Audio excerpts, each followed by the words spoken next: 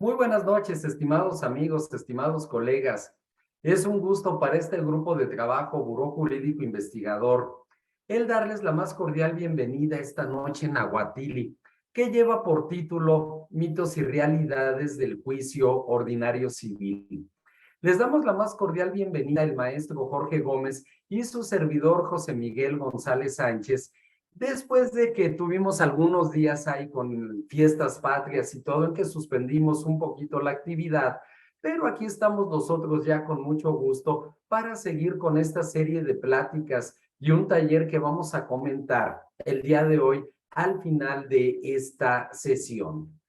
Bien, este tema que hemos seleccionado, mitos y realidades del juicio ordinario civil, el juicio ordinario civil, en un sentido procesal, obedece sobre todo a lo siguiente.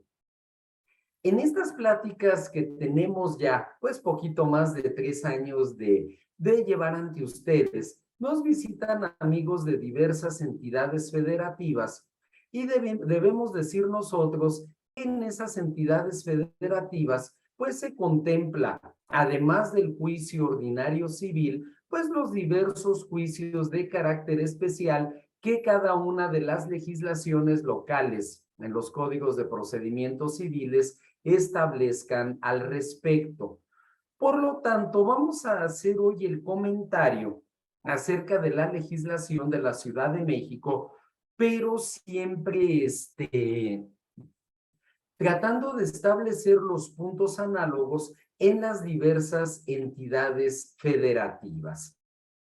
Ello entonces, este preámbulo y sin más, pues presentamos a ustedes este tema y vamos a ir comentando el material que se preparó para esta plática, para esta sesión, donde es importante, antes que nada, establecer lo siguiente, y es el punto del que queremos iniciar.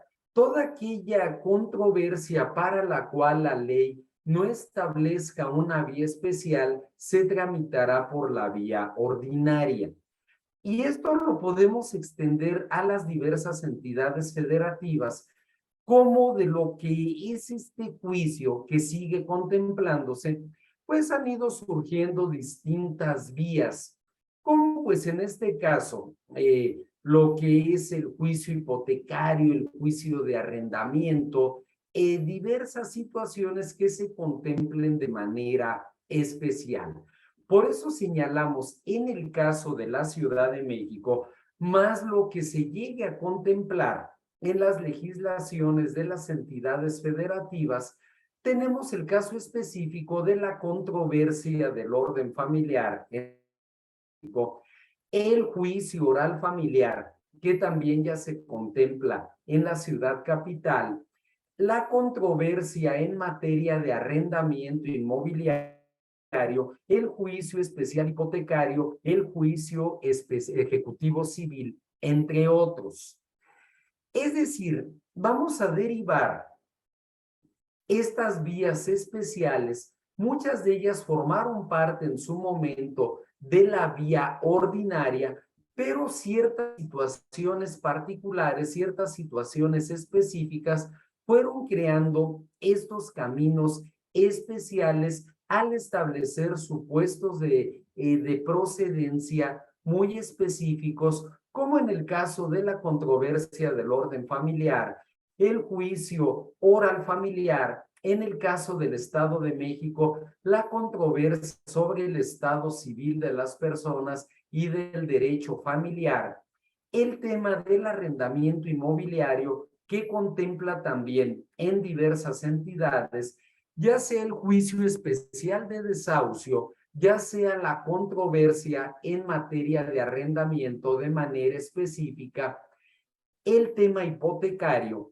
que también pues establece vías o caminos específicos, y el tema del juicio ejecutivo civil en aquellos documentos que sin ser títulos de crédito traen aparejada ejecución. Un primer comentario que vamos a tener nosotros aquí al respecto es en relación al juicio oral civil, que contempla la legislación de la Ciudad de México y los supuestos específicos que nos van a permitir diferenciar la vía ordinaria de lo que es la vía oral. Y en ese sentido, invocamos nosotros el contenido del artículo 969 del Código de Procedimientos Civiles para la Ciudad de México, que establece lo siguiente. Y es entonces a partir de este contenido que vamos a establecer las diferencias respecto del juicio ordinario. El artículo 969, que establece los supuestos de procedencia de la vía oral civil, nos dice lo siguiente. Se tramitarán en este juicio todas las contiendas sobre la propiedad o demás derechos reales cuyo valor de la cosa sea inferior a la cantidad que el artículo 961 establece para que un juicio sea apelable, sin que sean de tomarse en consideración intereses y demás accesorios reclamados a la fecha de interposición de la demanda, así como las contiendas sobre derechos personales cuya suerte principal sea inferior a dicha cantidad. Esta cantidad hay que decirla, es la cantidad de 757,365 pesos con 46 centavos. Este es un factor que cada año se revisa tanto en materia civil, en el caso de la Ciudad de México, como en materia mercantil. Y eso tendría aplicación para toda la República. ¿Cuál es la cuantía en suerte principal para que un juicio sea apelable? Que en el caso de la vía mercantil, pues tenemos la vía ordinaria mercantil, que es a partir de esa cantidad en suerte principal, y tenemos la vía oral mercantil, que esta pues sin límite de cuantía, ni en lo inferior ni en lo superior. Ahora, algo que debemos de tomar en cuenta, como lo plantea este artículo 969, es lo siguiente. Nos habla de derechos reales en donde el valor del bien que sea objeto de este derecho real, pues sea inferior a la cantidad que señalaba, cantidad que, por cierto, se revisa o se da a conocer el nuevo importe a finales del mes de diciembre para que a principio de año, pues se tome en cuenta ya el nuevo factor. Se habla entonces de lo que son derechos reales a partir del valor del inmueble, como también a partir de los derechos personales, en cuya cuantía, pues también hablemos de una cantidad inferior. Siendo importante distinguir lo que son los derechos reales que surgen a partir del bien inmueble, donde yo puedo llevar a cabo, pues, acciones como lo es la acción reivindicatoria, el juicio plenario de posesión, los interdictos de retener o recuperar la posesión, el caso de la acción confesoria en relación a lo que son las servidumbres, en el caso de la acción negatoria referente a lo que es la liberación o disminución de algún gravamen. Y en el caso de las acciones personales, pues hablamos nosotros de aquellas obligaciones de dar, de hacer o de no hacer a partir de un acuerdo de voluntades o de cualquier otra fuente de las obligaciones, donde estaríamos estableciendo nosotros, pues precisamente esta cantidad tope para que quepa la vía oral. Si en el caso de las acciones reales el valor del bien supera los 757,365 pesos con 14 centavos, y en el caso de las acciones personales el importe a reclamar es superior, tendrá que plantearse en la vía ordinaria. Aclaración que consideramos pertinente hacer para conocer ambos supuestos de procedencia. Y si en alguna otra entidad federativa se contempla como tal la vía oral civil, pues lo importante sería el poder analizar, el poder establecer el supuesto de procedencia para diferenciarla de lo que es la vía ordinaria. Bien, en el caso de la demanda por la cual pues acudimos en la vía ordinaria civil a hacer un determinado planteamiento, sea de acciones reales o sea de acciones de carácter personal, pues tenemos los requisitos que se deben cumplir de conformidad con el artículo 255 del Código de Procedimientos Civiles y sus correlativos en los códigos procesales de las entidades federativas.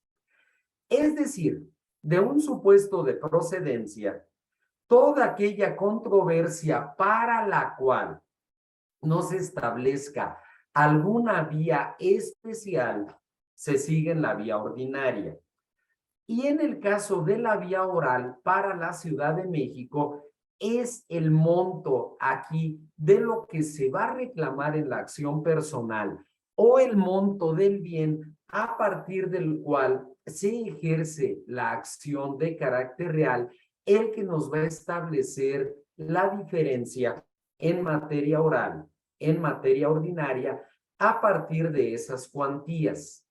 En el caso de la demanda a seguir, pues se tienen que seguir los requisitos que nos establece, que nos plantea el código, el artículo 255 del Código de Procedimientos Civiles.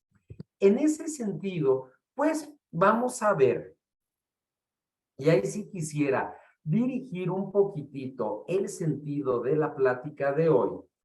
Vamos a tener al final de la sesión lo que va a ser nuestro próximo taller y donde veremos, entre otras cosas, la elaboración de la demanda, de la contestación de la demanda y las distintas etapas procesales que aquí comentamos en lo general. Este planteamiento lo haremos al final de la sesión. Nuestra plática náhuatl, que es una de las que presenta ante ustedes este grupo de trabajo, tiene como finalidad el dar a conocer el nuevo taller que será presentado. Y ahorita nos ocuparemos de ello. Vamos a ver en su momento los requisitos de la demanda, cómo se debe de establecer el rubro, la forma de dirigir la demanda ante la autoridad competente, la acreditación de personalidad por propio derecho en representación de alguien, domicilio para oír notificaciones, la figura del mandato judicial que se contempla en diversas legislaciones, planteamiento de la demanda, y ahí sí estableciendo vía y acción, y a partir de la acción las prestaciones que nosotros vamos a reclamar. Eso lo vamos a ver en una de nuestras sesiones que comentaremos un poquito más adelante, lo referente a fundamentos de derecho y los puntos petitorios, así como en su momento, pues todo lo relacionado con la fase probatoria. Este juicio ordinario civil, esta vía o camino, que es la vía ordinaria civil, pues nos presenta o parte de una demanda en la cual se ejerce una acción de acuerdo a lo establecido con el artículo 255. La posibilidad de que no nos sea admitida esta demanda en el acuerdo inicial y entonces se nos haga alguna prevención, para lo cual contaremos con 5 días para desahogarla. Desahogada en tiempo y en forma, se ordenará, se admitirá la demanda, se ordenará el emplazamiento y se procederá a la contestación de la demanda, oponiendo excepciones y defensas en términos de lo dispuesto por el artículo 260, la posibilidad de reconvenir o contrademandar de acuerdo con la fracción sexta del artículo 260 y la contestación a la reconvención que de conformidad con el artículo 272 tendrá el término de 9 días. ¿Qué debemos entender nosotros por fijación de la litis? Bien, si yo demando y el camino a seguir es la vía ordinaria, puesto que la acción que yo voy a plantear no establece algún tipo de supuesto que me lleve a alguna vía especial o a la vía oral, pues me lleve entonces a plantear mi demanda y a ir conformando, de acuerdo con estas etapas que aquí señalamos, lo que se conoce como fijación de la litis o de los puntos controvertidos. Bien, quiero hacer varios comentarios al respecto y por eso hablamos pues de una situación de mitos y realidades. Vía ordinaria civil a través o a partir de la cual yo voy a plantear una determinada acción. Es a partir de esa acción que yo entonces voy a reclamar prestaciones específicas, prestaciones que sean acordes a lo que es en este caso la acción, para que así se dé entonces la contestación a la demanda con las excepciones y defensas tendientes a desvirtuar esa acción y con la posibilidad de que surja una acción nueva, que es en este caso la reconvención, y lo que sería la contestación a dicha reconvención. Todo esto nos permite conocer los puntos litigiosos. Quisiera yo ser un poquito más específico para abordarlo perfectamente. En una ocasión, un señor a quien me recomendaron, pues se acercó a mí y me dice, oiga, me recomendaron con usted, y es que yo quiero demandar. Fíjese que yo vendí una casa, entregué la casa, pero no me pagaron. Entonces, pues yo quiero demandar. Y le digo, sí, señor, con mucho gusto, yo le puedo llevar el asunto. Dígame usted qué quiere que le demande a esta persona. Me volteé a ver un poco molesto y me dice, licenciado, eso está en usted, por eso usted es el abogado. Y le vuelvo a preguntar, señor, yo quisiera que usted me dijera qué quiere que le demandemos. Entonces, pues me dijo una frase que incluso es hasta famosa. ¿Sabe o no sabe? Bueno, yo para no desesperar a esta persona le dije, mire señora, a lo mejor pues no me supe explicar bien. Usted vendió un inmueble, ¿verdad? Sí. Usted lo entregó en tiempo y forma. Sí. Usted no recibió el pago correspondiente, efectivamente. Entonces yo le pregunté, señor, ¿a usted le gustaría recuperar el inmueble? Él me respondió, no, de ninguna manera. Yo lo que quiero es el pago establecido como importe de la operación y la penalización que contemple el contrato. Ah, muy bien. Entonces, vamos por la vía del cumplimiento. El cumplimiento de esta acción y como consecuencia de dicho cumplimiento, el pago. Pero si él me hubiera dicho, yo quiero recuperar el inmueble, pues entonces hubiéramos ejercido la acción rescisoria para que como consecuencia de la rescisión, pues se pueda reclamar la devolución del bien materia de la controversia. Vamos a ver en su momento lo que son tanto derechos reales como derechos personales y las acciones que surgen a partir precisamente de ello. Si yo, por ejemplo, en el caso que les estoy planteando, que es un caso real, yo demandara la acción de cumplimiento y como consecuencia de ello, la desocupación del bien, el juez me prevendría y me diría, aclara la acción y tus prestaciones, porque en la vía, en este caso de rescisión, no te puedes ir al pago, serían contradictorias. O en el peor de los casos, si el juez me admite la demanda, el demandado al contestar la demanda, pues puede hacer notar ello y seguramente la sentencia será absolutoria. Bien, son cuestiones de fondo. Era simplemente establecer un ejemplo para entender, por una parte, la vía o camino a seguir, que en este caso es ordinaria, si no estamos dentro de las hipótesis de alguna vía especial o de la vía oral, y en esa vía, pues establecer nosotros la acción que voy a seguir para que a partir de dicha acción, pues deriven las prestaciones correspondientes.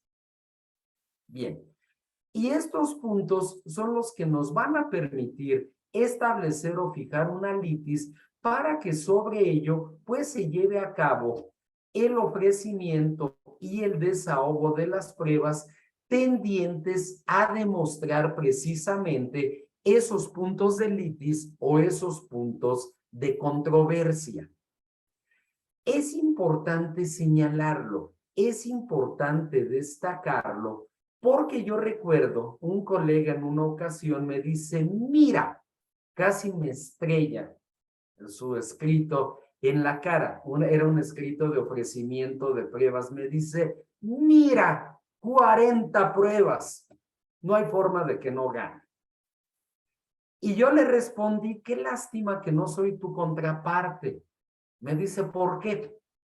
Ofreciste 40 pruebas, ¿verdad? Ah, pues yo ofrecería 50. No es una cuestión cuantitativa, es una cuestión cualitativa. Son los medios de prueba que resulten necesarios para acreditar esos puntos de litis. Y a lo mejor no se requiere de 40, a lo mejor con 5 o con menos prospera mi acción. O a lo mejor yo ofrezco 100 pruebas, ninguna de ellas pues resulta ser suficiente o la idónea para entonces yo acreditar los extremos de mi pretensión.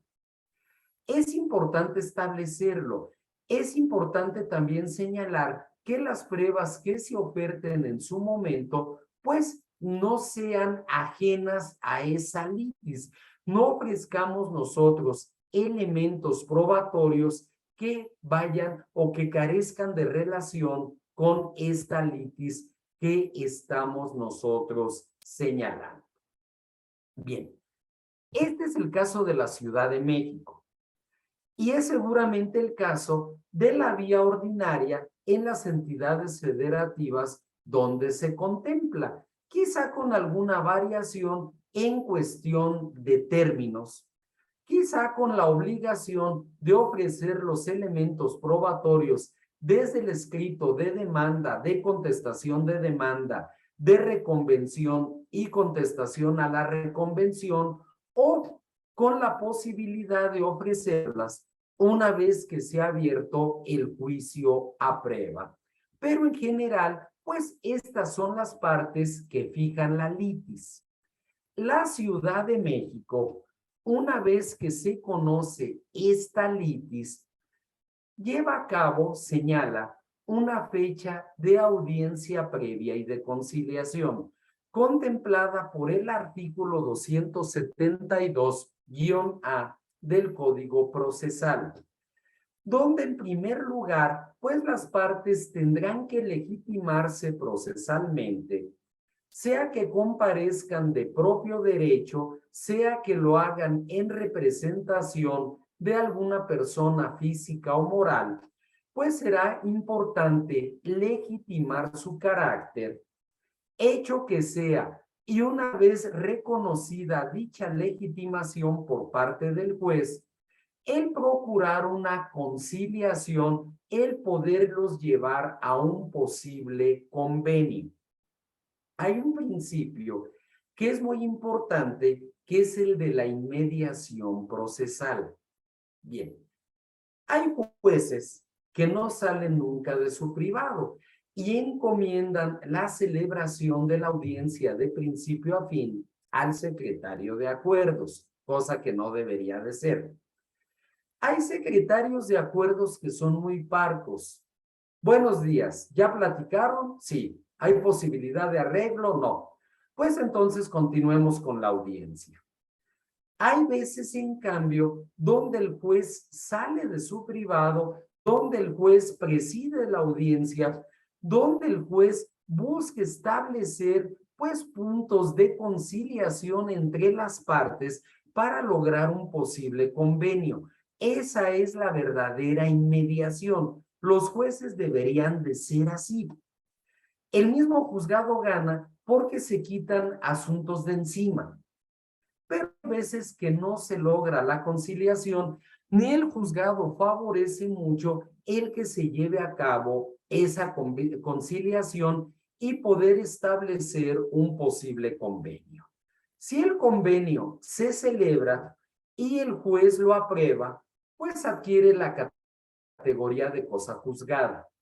Si no es posible avenir las partes, pues se hará el examen y resolución de excepciones procesales como conexidad, litispendencia, cosa juzgada, falta de personalidad. Se hará el pronunciamiento correspondiente. El posible allanamiento y el plazo de gracia contemplado por el artículo 274, si es que se diera este. Si no se da este, pues entonces se hará la apertura del juicio a prueba en términos de lo que señala el artículo 290 del Código de Procedimientos Civiles. Yo quisiera aquí sí también hacer esta aclaración correspondiente. El artículo 255, que se abordará en el taller detenidamente, establece todos y cada uno de los requisitos formales de nuestra demanda. Y en esos requisitos está la obligación de presentar los documentos base de nuestra acción o de nuestra excepción. Y de igual forma, el señalar, el mencionar el nombre de los testigos que tienen conocimiento de los hechos. Bien. Ya cuando se abra el juicio a prueba, yo presentaré mi escrito ofreciendo pruebas, pero respecto de las documentales ya obran en autos o ya se acreditó en autos el haber solicitado dicha documental del archivo, protocolo o dependencia en que se encuentre resguardado ese documento. Ya nada más en mi escrito de ofrecimiento de pruebas reitero la prueba. Y en el caso de los testigos también la reitero. Pero al demandar o al contestar la demanda, al final de los hechos, señalé yo qué personas son aquellas que tienen conocimiento de ello. Bien. La fase probatoria, aclarándolo en el caso de la Ciudad de México, pues nos habla de 10 días para ofrecer pruebas, obviamente reiterando aquellas que ya obran en autos. Al ofrecer cada uno de los medios de prueba, pues yo deberé de relacionar mis pruebas con los hechos de mi demanda, de la contestación de la demanda, y sobre todo el señalar el por qué yo considero que con esos medios de prueba quedarán acreditadas mis afirmaciones. Posterior a ello, se hará la admisión de aquellos medios de prueba que fueron ofrecidos en tiempo y en forma y se señalará lo conducente para su preparación y para su desahogo. La doctrina tradicional, la teoría del proceso, muchas veces nos habla nada más de ofrecimiento, admisión y desahogo como etapas que componen esta fase probatoria. Yo soy de la idea entre la admisión y el desahogo de incluir la etapa de preparación, porque hay una regla muy clara. Prueba que no ha sido preparada, prueba que no puede ser desahogada. Y si hubiera ya algún apercibimiento por el cual esa prueba fuera declarada desierta, es importante que lo tomemos en cuenta. Una de nuestras sesiones hablará de la teoría de la prueba, hablará de cada uno de los medios de prueba en particular. Se revisarán pliegos de posiciones, interrogatorio y contrainterrogatorio, en este caso pliego de repreguntas, en el caso de la testimonial, cuestionario para la pericial, cuestionario también para la prueba de inspección ocular. El desahogo de las pruebas que será en audiencia, ya sea por su propia y especial naturaleza jurídica o bien a través de alguna diligencia especial que se tenga que llevar a cabo para el desahogo de pruebas, que será término de 30 días, entendiendo lo que cada entidad establezca. El Estado de México nos da 5 días para ofrecer y nos da solamente 15 para desahogar. Son cuestiones generales, simplemente tomamos de base la norma de la Ciudad de México, pero entendiendo ya las disposiciones específicas que se establezcan en los códigos de nuestras entidades federativas. Esta fase probatoria, la cual pues nos merecerá una sesión exclusiva para hablar de ello, establece, de acuerdo con el artículo 291, lo siguiente. Las pruebas deben ofrecerse expresando con toda claridad cuál es el hecho o hechos que se tratan de demostrar con las mismas, así como las razones por los que el oferente estima que demostrarán sus afirmaciones, declarando en su caso, en los términos anteriores, el nombre y domicilio de testigos y peritos, pidiendo la citación de la contraparte para absolver posiciones. Y viene aquí lo importante.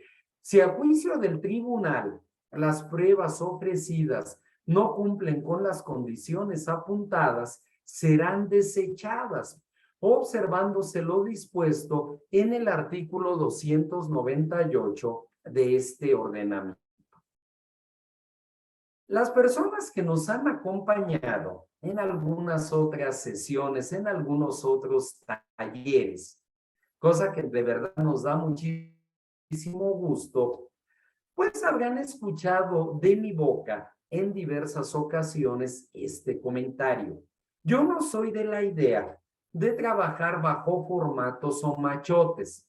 La típica llamada al colega, oye colega, ¿no tendrás un amparo que me mandes por mail? ¿O no tendrás por ahí una apelación que me puedas mandar por WhatsApp? Yo no soy de esa idea. Cada caso es distinto y cada caso requiere de una atención especial. Y el comentario lo dirijo a esto. Muchas veces hacemos tan de machote las cosas que, por ejemplo, al ofrecer pruebas, simplemente decimos, esta prueba se relaciona con todos y cada uno de los hechos de mi demanda o de mi contestación de demanda, dependiendo qué parte me toque jugar. Pero omiten este requisito del artículo 291, expresando con claridad cuál es el hecho o hechos que se tratan de demostrar con las mismas, con las razones por las que el oferente considera que demostrarán sus afirmaciones. Es decir, y lo vamos a ver en la sesión correspondiente, Las pruebas hay que saberlas dirigir. Además de tener relación con la litis, ¿qué es lo que yo pretendo acreditar con este medio de prueba? ¿Por qué considero que con esta prueba quedarán acreditadas mis afirmaciones? Todo ello pues rompiendo esa idea, mala idea en mi concepto, pues de trabajar bajo formatos, bajo machotes. Hay que señalar prueba por prueba con qué hechos de la litis se relacionan y por qué considero yo que con ello quedarán demostradas mis afirmaciones. Bien, antes de seguir con el comentario, estimados amigos, sí quisiera yo pedirles de favor a aquellos de ustedes que estén interesados, sobre todo aquellos que nos visiten por primera vez y estén interesados en recibir pues la información de nuestras pláticas, de nuestros talleres. Tenemos la noche en Aguatili como hoy, tenemos la Jurisconsultus Noctem, con temas específicos de derecho de una sola sesión, la conferencia Vampiro a cargo del maestro Jorge Gómez, que es los sábados en la noche con temas selectos de derecho procesal penal. La conferencia Bohemia Jus también los sábados con temas de la historia de México en relación con el derecho, temas de historia del derecho mexicano, pero con aspectos de actualidad. Entonces, si pudieran subir su correo al chat que tenemos ahorita en esta plática para hacerles llegar toda esta información. Retomamos entonces nuestro comentario y pues hablaremos de esa fase probatoria. Vamos a ver detenidamente la audiencia de desahogo de pruebas, paso por paso, lo que es la apertura de la audiencia, la identificación de las partes, de los testigos y de los peritos, como nos lo manda el artículo 387, el desahogo de aquellas pruebas que es por su propia y especial naturaleza jurídica si proceda, como ciertas documentales, como la instrumental de actuaciones y la presuncional legal y humana. Posterior a ello, el proceder al desahogo de aquellas pruebas que fueron debidamente preparadas. La audiencia solo puede diferirse por una sola ocasión, de acuerdo con los artículos 299 y 388. Entonces, vamos a ver el desahogo de los medios de prueba en particular. El caso de aquellos medios de prueba que requieren de exhorto, pues nos permitirá el obtener un término que podrá ser de entre 60 y 90 días naturales para poder desahogar la diligencia correspondiente. La parte de alegatos que en el juicio ordinario son de forma verbal. Y por último, lo que es la citación para sentencia definitiva y la importancia que tiene esa citación. Todo esto, pues lo vamos a revisar entonces en una sesión que destinaremos exclusivamente a lo que es nuestra audiencia de ley. La sentencia definitiva que tendrá a su cargo el resolver de fondo el asunto, condenando o absolviendo, condenando en parte, absolviendo en parte, cumpliendo desde luego con los principios de claridad, precisión y congruencia previstos por el artículo 81 del Código de Procedimientos Civiles. Bien, esta plática, como lo hemos comentado, pues sobre todo tiene esta finalidad de hacer los comentarios de esta vía que resulta importantísima. ¿Y por qué el de este adjetivo? Porque para yo poder manejar y sobre todo dominar vías especiales como las que aquí se señalaban, resulta fundamental el conocer las etapas de que se compone la vía ordinaria cuál es el supuesto de procedencia de la vía ordinaria, para que a partir de ello, pues si se vuelve necesario el intentar otro tipo de vías, porque así lo requiere la ley, pues tenga yo ese aprendizaje, esas herramientas que me permitan llevarlo a cabo. Es por ello que hemos hablado hoy, pues, de parte de esos mitos, de esas realidades. Cada entidad federativa, entonces, establece el juicio ordinario y contempla además, pues, aquellas vías especiales que pudieran variar de una entidad a otra, pero que van a establecer supuestos de procedencia específicos en los códigos procesales. Si mi asunto, pues, se refiere a ello, tendré que seguir la vía especial. Si no hay ningún supuesto de procedencia en vías especiales, pues lo tengo yo que llevar a cabo en lo que es la vía ordinaria. Poníamos el caso de la Ciudad de México, que contempla la especial hipotecaria, la vía especial en aquellos casos de responsabilidad objetiva derivados de hechos de tránsito terrestre, el caso del juicio ejecutivo civil, el de controversia de arrendamiento y aquellos que contemplen las entidades específicas. Un handicap que tenemos que vencer aquí y que resulta muy importante es que si somos parte actora, cuando nos contesten la demanda, no nos vaya a suceder que nos hagan valer una excepción de improcedencia de la vía, y sobre todo que ésta vaya a prosperar por haber intentado en la vía ordinaria una acción que se debió plantear en una vía especial, o que en una vía especial nos hagan valer la excepción, argumentando que no estamos dentro de los supuestos de lo que es la vía especial. Bien, muchos y otros comentarios a ese respecto, pues podrán suceder a través de lo que es nuestra vía ordinaria civil. ¿Cuál es el taller al que los invitamos y al que les estaremos haciendo llegar los promocionales a partir del día de mañana? Este taller lo denominamos el juicio ordinario civil: fundamentos, etapas y práctica procesal. La primera sesión, que será el próximo miércoles, todas las sesiones son 9:30 de la noche, así como esta plática, lleva por nombre Supuestos de procedencia y fijación de la litis. De manera ya más específica, esto que ahorita se comentó en términos generales.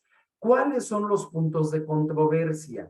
¿Cómo relacionar los hechos, los fundamentos de derecho y las pruebas con esos puntos de controversia? Acción y excepción. La segunda sesión, a celebrarse el próximo viernes 23, será lo referente a la teoría de la prueba. Medios de prueba en particular, etapas procesales de ofrecimiento, admisión, preparación y desahogo. Y un tema que, aunque parezca raro, lo vamos a abordar ese día, lo que es la teoría del caso. Aunque en este juicio no hay alegatos de apertura, sí existe la teoría del caso, y lo vamos a comentar en la sesión del próximo viernes. En la sección 3, que será dentro de 8 días, lunes 26, lo referente a la audiencia de ley. ¿Cómo se va desahogando cada medio de prueba en particular? Cómo el secretario de acuerdos, que debería ser el juez, pues va dando la pauta para ir desahogando. Desde la audiencia del 272A que comentábamos, hasta lo que va a ser ya la audiencia de desahogo de pruebas. La sesión cuarta será el miércoles 28 con el tema la sentencia definitiva y los medios de impugnación, tanto lo referente a la apelación como también a lo que es el juicio de amparo. Y por último, cerraremos nuestro taller Dios mediante el viernes 30 de septiembre con lo que es la parte referente a la ejecución de sentencia. Los incidentes de ejecución de sentencia, de cuantificación de sentencia, toda esta parte que resulta fundamental para poder hacer efectivos los puntos resolutivos de la sentencia definitiva. Este entonces, estimados amigos, es el taller al cual los invitamos a participar a partir del próximo miércoles. Insisto, les estarán llegando aquí los promocionales correspondientes, pues acerca de la manera de acceder a este taller, de acceder al material y al video, porque les ofrecemos el material y el video también de cada sesión. Entonces, pues les estaremos haciendo llegar toda la información correspondiente a nuestro taller. Muchas gracias de verdad a todos y cada uno de ustedes por acompañarnos a esta plática de introducción, a esta plática Nahuatili, que insisto es el preámbulo de nuestro siguiente taller. Muchas gracias a todos y si hubiera alguna duda, algún comentario, bastará con abrir su micrófono para poder hacer el planteamiento correspondiente. Muchas gracias a todos.